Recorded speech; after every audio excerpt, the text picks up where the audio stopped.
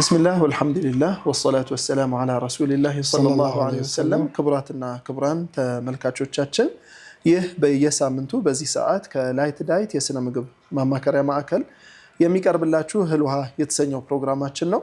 በቅድሚያ እንኳን ለ1447ኛው የረመዳን ወር አደረሳችሁ። አላህ Subhanahu Wa Ta'ala ከሚጠቀሙት ከሚጾሙት በአፊያ በኢማን ከምንቀበለውና ከምንጨርሰው አላህ ያድርገን ኢንሻአላህ።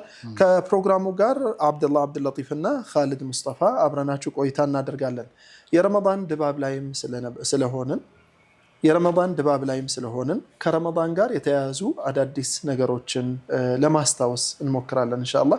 ምንም እንኳን ብዙ አዲስ ባይሆኑም እንደ ማስታወሻ በቅርብ ያሉ አዳዲስ ጥናቶችን ያካተቱ የተለያዩ ከጾም ጋር የሚኖሩ ጥቅሞችን እድሎችን የምናይበት ፕሮግራም ይሆናል ማለት ነው ኢንሻአላህ።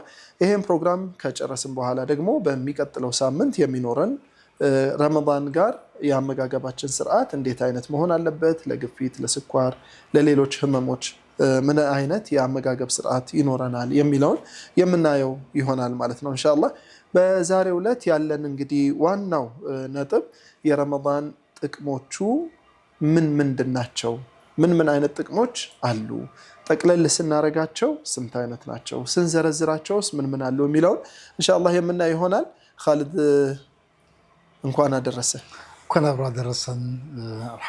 አልহামዱሊላህ ለትልቁ ወር والله ያው ልባችን የሚከፈትበት አላህ ደግሞ ጥሩ ነገራችንን የሚቀበልን አላህ ያርግልን ኢንሻአላህ። ማለት ነው ረመዳን ብዙ ነገሮች ይዞ ይመጣል።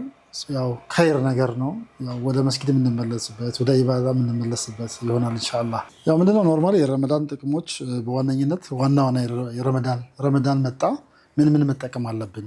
በዋነኝነት አንድ ሰው ረመዳን ሲመጣ መጾሙ ብቻ ሲሆን ከጤናው አንፃር ከሄልዝ አንፃር ብዙ ጥቅሞች አሉት። አላህ ረመዳንን እኛ ላይ ግዴታ ሲያረግብን እኛን ጠቅሞን ነው እንጂ እኛ እንድንራብ አይደለም። ብዙ ጥቅሞች አሉት። የመጀመሪያ ዋነኝነቱ ከጤና አንግል ወይ ደግሞ ከጤና አንፃር በዋነኝነት ምንድነው የሜታቦሊክ እና የዌይት ማኔጅመንት ብለን እናስበዋለን። ለምሳሌ አንድ ሰው ክብደቱ በጣም ኦቨር ቢሆን ከልክ ያለፈ ወይም ደግሞ ከመጠን ያለፈ ውፍረት ካለው በረመዳን ክብደቱ ማስተካከል የሚችልበት ይሆናል።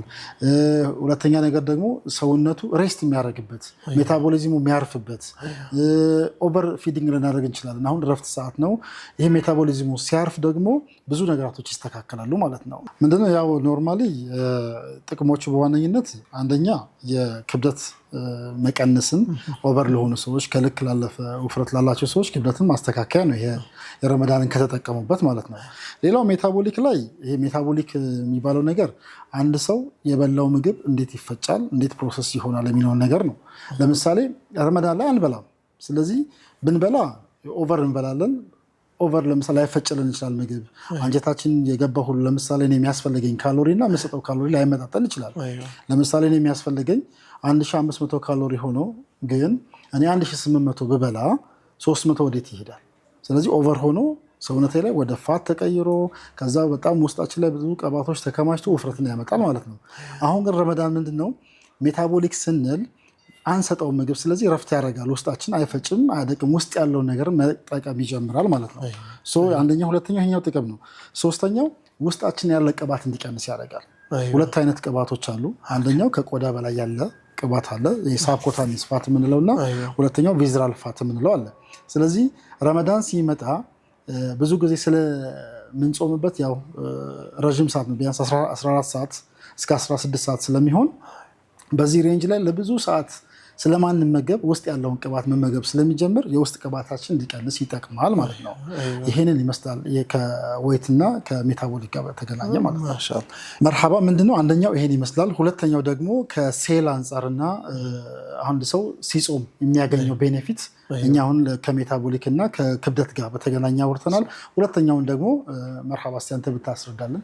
መርሐባ ያው ምናልባት ሁለተኛው ጋር ከመምጣቴ በፊት አንድ በጣም ኢምፕረስ ያደረጉኝን በጣም የደነቁኝን ከዚህ በፊት ይሄን ሐዲስ ሰምቻለሁ አልሰማሁትም ያልኩበትን አንድ እንትን ልጥቀስላችሁ ኢንሻአላህ። ነብዩ አለይሂ ሰላቱ ወሰለም አቡ ሁረይራ ሲናገሩ ለ3 ቀን ቤተሰባቸውን የስንዴና የምርጥ እህል የሚባሉ ለ3 ቀን በተከታታይ በነዛ ምግቦች አጥግበው አያውቁም ይላል ቤተሰባቸው። ይሄ እንግዲህ ምን ማለት ነው? የመራብ ጥቅሙ ስላለ ማለት ነው። መራብ ትልቁ ጥቅም ምንድነው?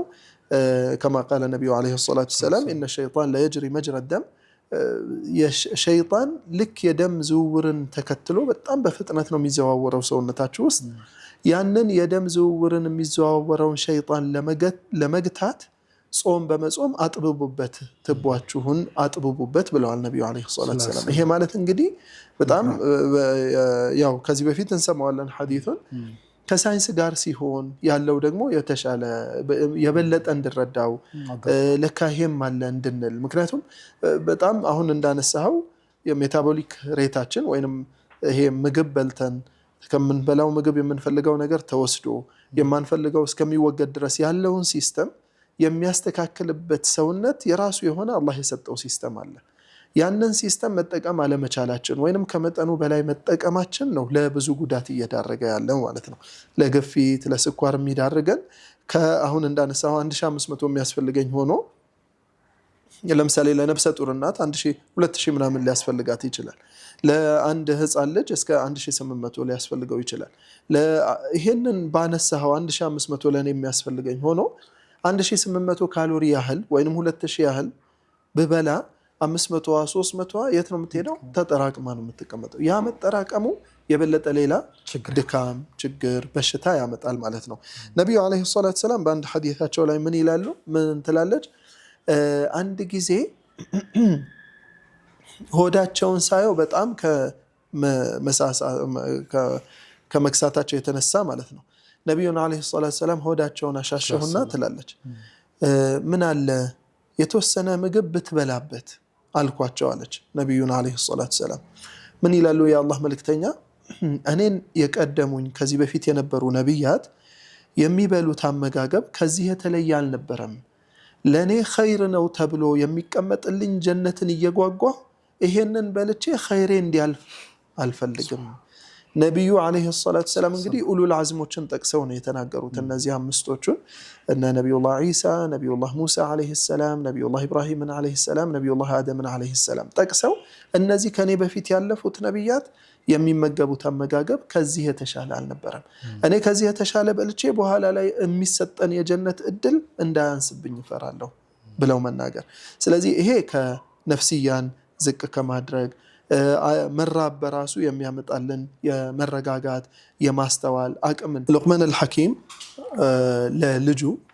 ለልጃቸው ምን ይላሉ? ያ ቡነይ ኢዘ እምተለአት ልማዕዳ፣ አንጀት ሆድ በሞላ ቁጥር ናመት ልፊክራ፣ ማሰብህ ይተኛል ይቀንሳል። ወኸረሰት ልሕክማ፣ ጥበብ ዝም ማለት ትጀምራለች። ጥበብህ ይጠፋብሃል። ወቀዓደት ልአዕዳኡ ዐን ልዒባዳ፣ የሰውነትህ ክፍሎች ዒባዳ ከማድረግ ይሰንፋሉ። ሌላው ዑመር ብን ኸጣብ ረዲየላሁ ዐንሁ ወአርዳ ምን ይላሉ?